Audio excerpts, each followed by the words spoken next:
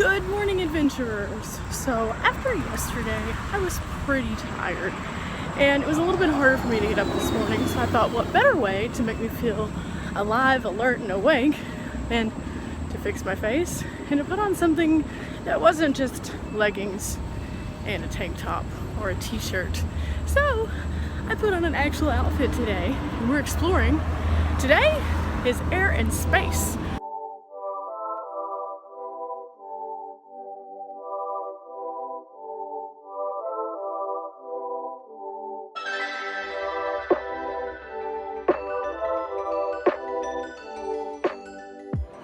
So, we made it inside Air and Space, and like the other Smithsonian's, this one is absolutely free, and I must say that the entrance to this is by far the greatest impact. No wonder Air and Space is one of the most popular museums. I mean, how can you beat that when you come in? Batmobile, close second, just saying. But there's so many different things in here, so we're gonna figure out where to start and work our way around this museum just like we have the others. This one is going to take a considerable amount of time.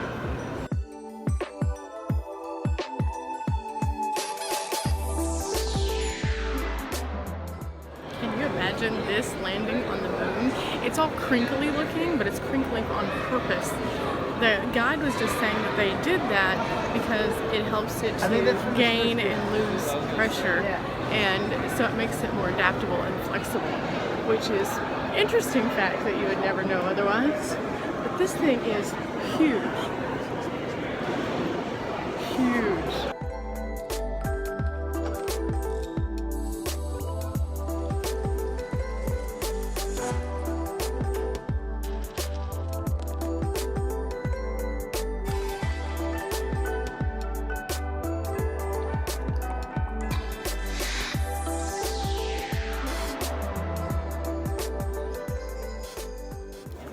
So this Boeing 747 that we just went into, if it was put into the museum itself, is big enough to take up 2 whole museum areas just by itself. So needless to say, it made way more sense for them just to cut it in half and let us walk through. Way more sense. So what do those pieces have to do with anything? Well, they were a part of a wooden aircraft that was actually used for air and water to get troops back and forth during the war. It was actually the largest of its kind that those came from, and it was called the Hughes H-4 Hercules. In 1977, this became the first human-achieved flight, meaning this man was pedaling his little feet to make his little craft launch. It was called the Condor, and since they've achieved this numerous times using very similar technology.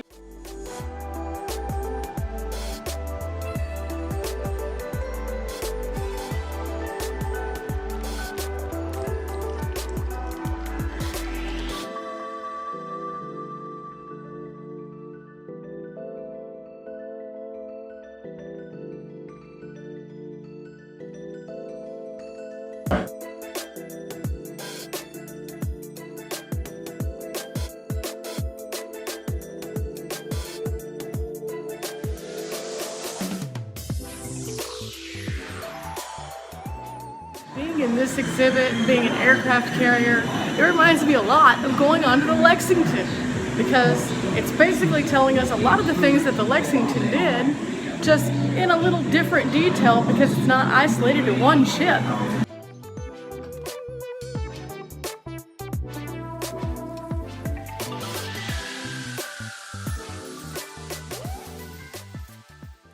In this room, there's all of the different aircrafts that you might find during World War II, as well as a lot of different uniforms that were worn at the time.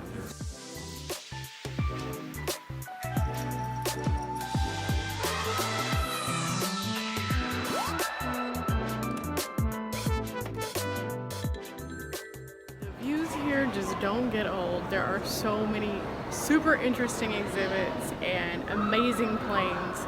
Speaking of exhibits, we're going to go into legend, memory, and the Great War in the Air.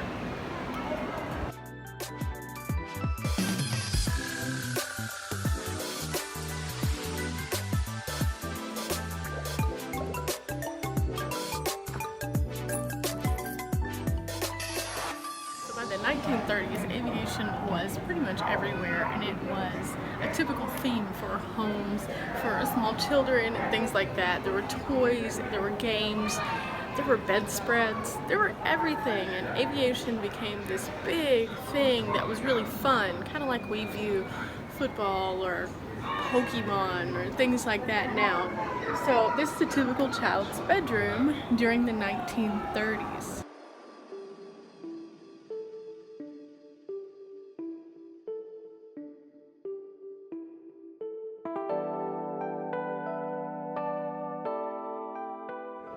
Much like all of the other museums, they have these really cool films that you can watch throughout the museum.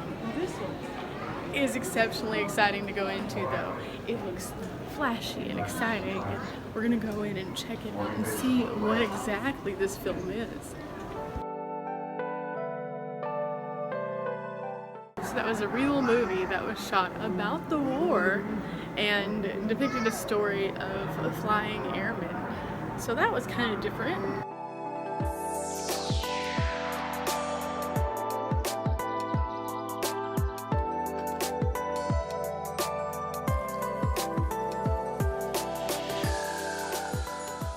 It really is fascinating to see how many different kinds of power that they created just to make a plane fly. This one's called a spinning incinerator. Basically, this is a wooden propelled plane that is attached to this big motor behind me, and as it goes, it is combusting. So it goes not quite as fast as the airplanes that you would see today, but it lifts off the ground, it gets them to place, and it's very small, so it's a one-man unit.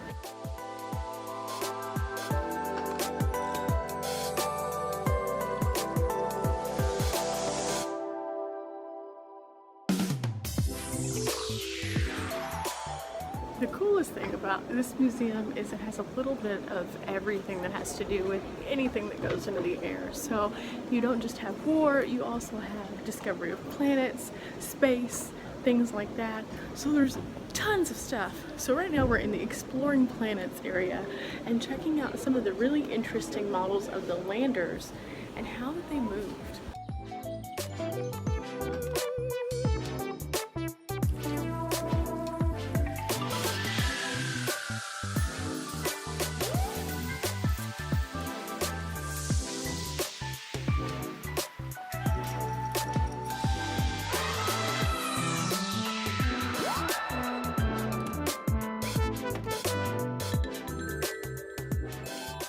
This next exhibit is called Eyes on the Exoplanets. And you can actually use your finger on the touchscreen to look at a wide variety of different things, like this.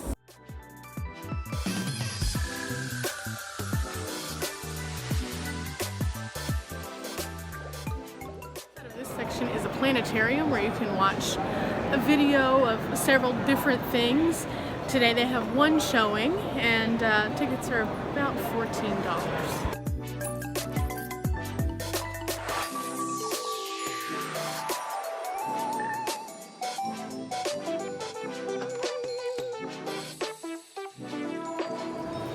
In the world of flight, there are a few famous people. We always remember the people who landed on the moon, who were the first to do something. And that includes Charles and Ann Lindenberg. Charles was the first man to solo navigate across the Atlantic, and Anne went on to become the first lady of flight.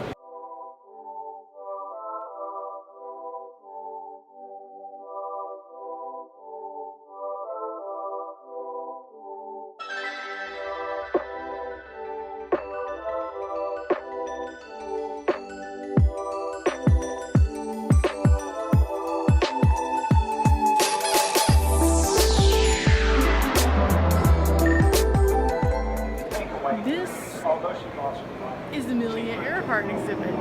Amelia Earhart, of course, being the woman who tried to navigate around the world and then went missing. And so they continued to search for her for quite some time, unsuccessfully pretty much.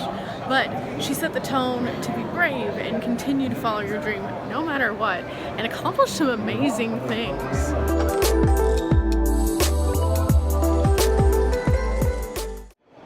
Next, we're going into an area called Wright Cycle Company. It's a about the Wright brothers, I think that this one is the one that made all of this possible.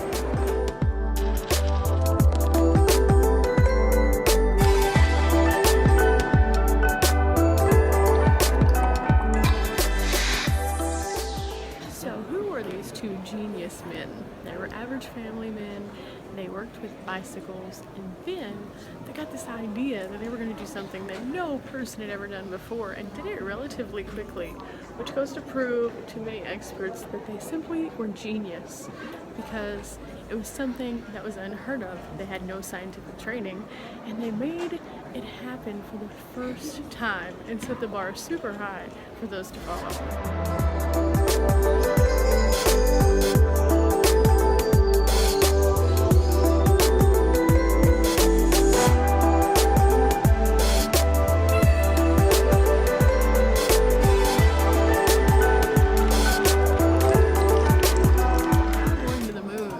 With the Apollo mission.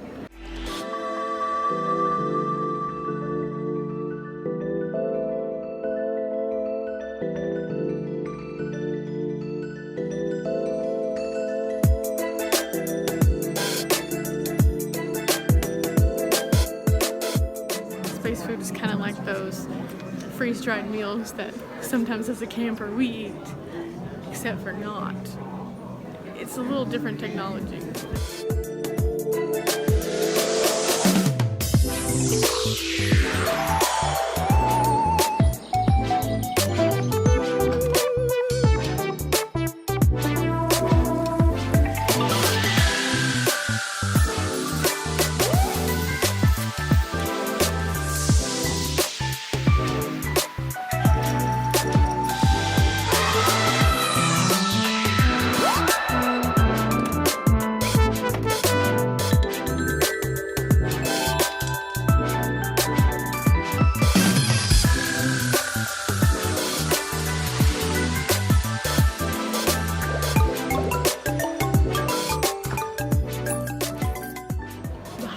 Look at this engine. Okay, first of all, wow, it's huge, it's massive, and look in comparison, the people who are passing by it, small in comparison. This is average height people, and this thing looks like it could engulf them, so it's so big.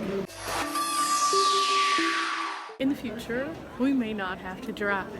Now, a long time ago we thought that meant we were going to be the Jetsons and scooting around in the skies, but it's looking more and more like robot-powered cars, which actually have wheels.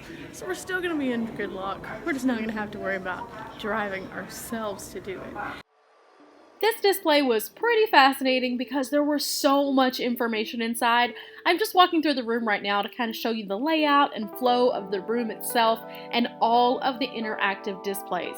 Now, as you walk around, you'll notice there are tons of things that you can touch and read. You can spend easily several hours in this one room alone if you interacted with everything, or you could go a little bit quicker. They do also have some scavenger hunts that lead you to this room available on the Smithsonian sites, and it's a pretty neat way to experience each individual display. This was one of my favorites. It reminded me of Harry Potter. All of these actually interact with not only one another, but also you as the audience. They're moving paintings. They are so, so cool. Moving into the Moving Beyond Earth display, this room is so loud. There are radios and launches and all sorts of other sounds that you will find in this room, so it makes it a little difficult to video. Right here, you can actually watch a countdown to blast off and see what it would be like to actually be there. Then they have these interactive displays like this one, where you can pick a surface and then navigate in a rover using a little remote. It's pretty neat because it gives you an eye view of what you would be seeing if you were actually in space, like an astronaut would be.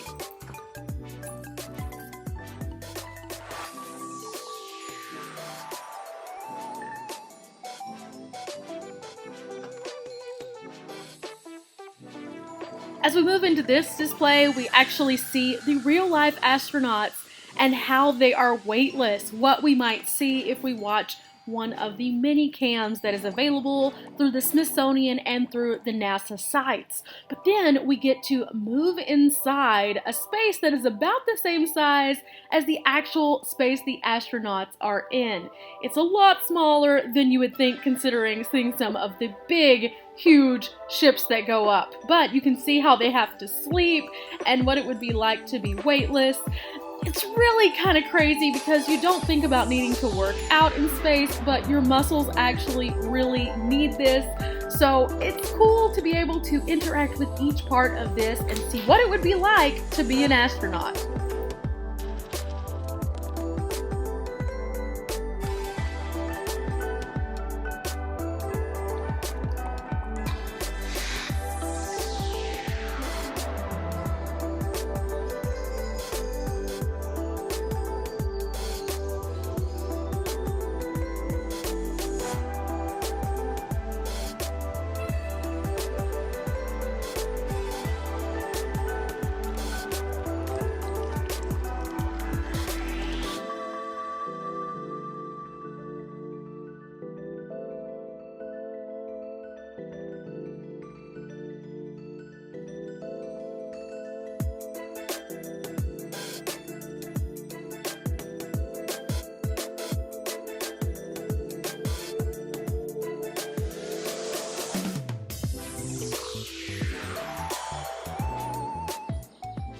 The sheer size of these things in this room is huge, but in the grand scale of thinking being in space where you have absolutely none of your regular amenities and then being in some of these tight spaces is insane.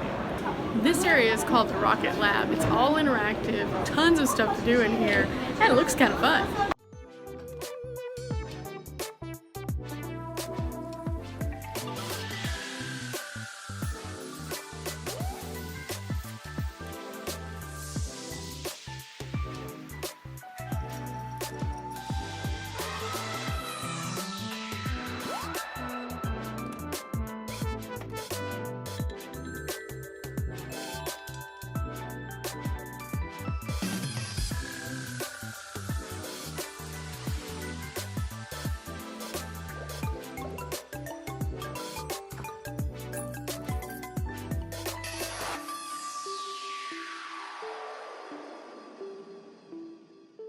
You can learn everything about gravity and force of motion and lift and drag and everything that goes into flying or being in space or in an aircraft. This is one of the most popular museums.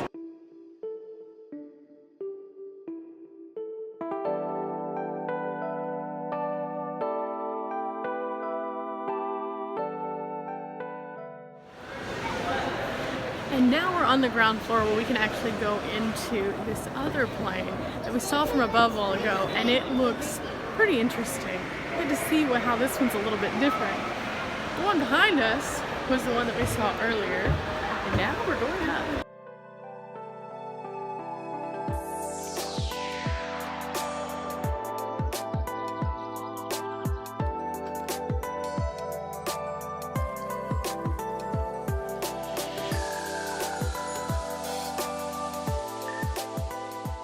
Okay, so we went through, and that was a DC-7. It's the first part of it, so it's the first class area. And in going through that area, you can see improved toilets and closets and things like that. So it was kind of neat, and you also got a chance to stare into the cockpit and see all of the different buttons and gadgets and stuff. So it makes it a good way to explore a piece of history, because clearly that bus hadn't been used in a while. Just behind these ropes, they have a virtual reality simulator experience where they have all of these pods, and you can get in them and check out what it's like to fly one of the aircrafts. Now, that is an additional charge, and I'm not going to do that today, but it is here and it's super popular because it's considered a ride.